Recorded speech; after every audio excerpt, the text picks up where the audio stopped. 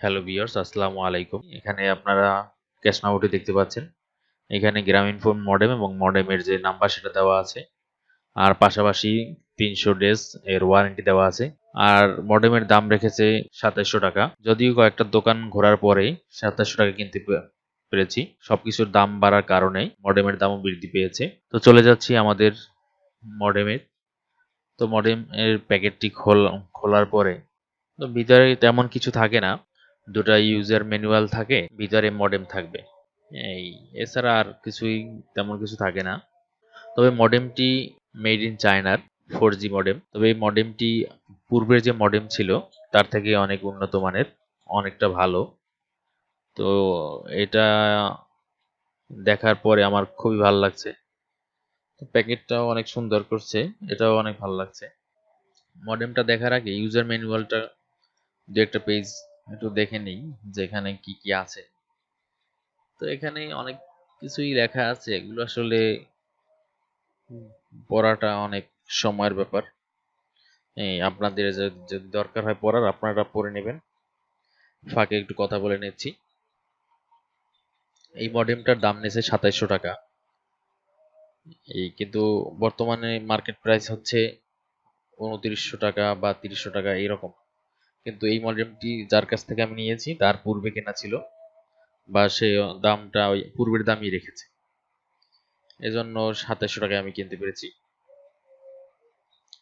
কিন্তু একটা বিষয় হচ্ছে, আপনি এই মডেম না কিনে এখন বর্তমানে যে সিস্টেম রয়েছে যে আপনি মোবাইলের সাথে কানেক্ট করে, মোবাইলের এমবির সাথে কানেক্ট করে আপনি আপনার ডেস্কটপ বা ল্যাপটপ চালাতে পারবেন।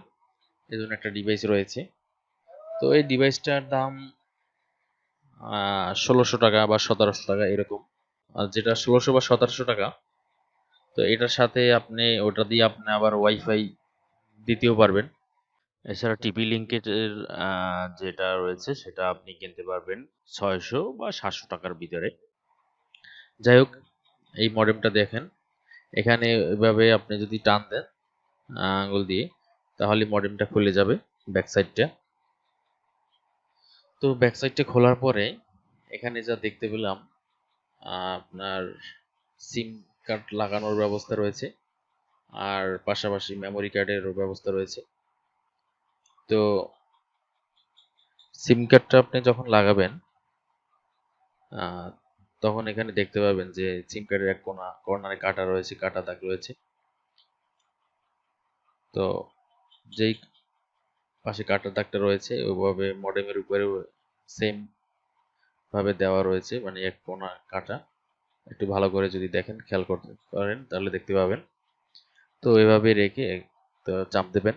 তবে আরেকটা কথা বলে নেই, এই যে সিম কার্ডটা এখানে বসানো হয়েছে এটা কিন্তু আপনার বর্তমানে যে 4G সিম সেটা বা যেটা কাটা সিম সেটা।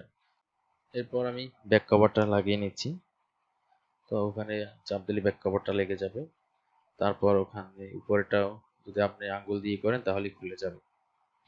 তো এটা খোলার পরে আমি আমার কম্পিউটারের সাথে লাগিয়ে নিচ্ছি। এই তো আপনি ওখানে দেখবেন, মানে যে পাশটা যেভাবে আপনার মডেমটা আপনার পিসিতে লাইনে ঢোকে সেভাবে আপনি ঢুকিয়ে নেবেন। তো এখানে ঢোকানোর পরে লাল বাতি জ্বলছে, পাশাপাশি দেখা যায় যে আপনার নোটিফিকেশন শো করেছে। আর নোটিফিকেশন শো করার সাথে সাথে আমি ওইটার উপরে ক্লিক করেছি। যদি আপনাদের ওইটা সাথে সাথে ক্লিক না করেন, যদি দেরি করেন, সেক্ষেত্রে দেখা যাবে যে নোটিফিকেশন আসার পরে মুছে গেছে। তাহলে আবার মডেমটা বের করে পুনরায় আবার লাগাবেন।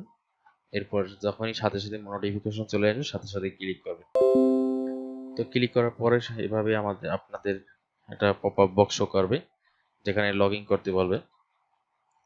তো আমি এখানে লগ ইন করার জন্য 1 থেকে 4 প্রেস করেছি, কিন্তু এটা আসলে রং পাসওয়ার্ড। পরবর্তীতে যাদের কাছ থেকে এই মডেমটা কিনেছি তাদের থেকে জানতে পারলাম যে এটার পাসওয়ার্ড হচ্ছে অ্যাডমিন।